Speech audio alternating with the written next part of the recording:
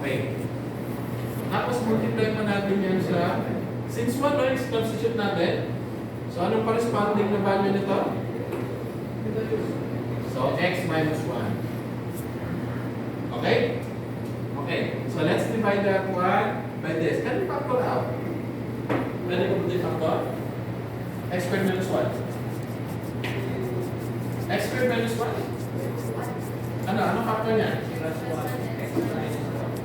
X plus 1 and x minus 1. Next is x cubed minus 1. X cubed minus 1. Ano factor ng x cubed minus 1?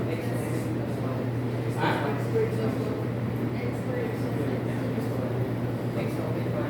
Di ba dalawa yun? Yung x raised to 1 lang at x squared.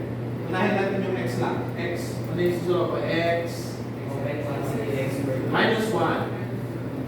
Yung second part. Ano yung second part? Start with x squared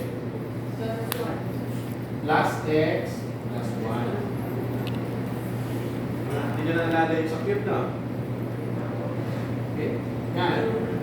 Cube niya na cube. Okay. Hindi ito totoo. Don't presume na equal to. Okay? Hindi yan ito.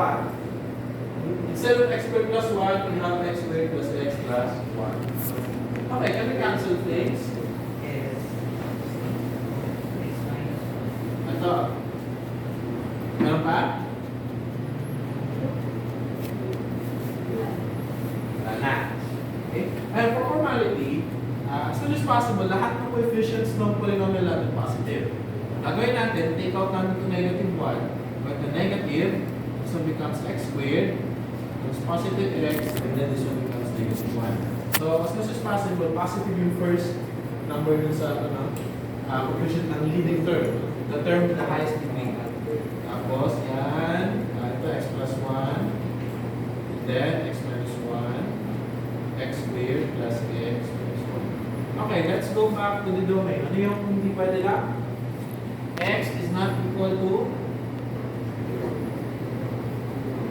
what is original? 1.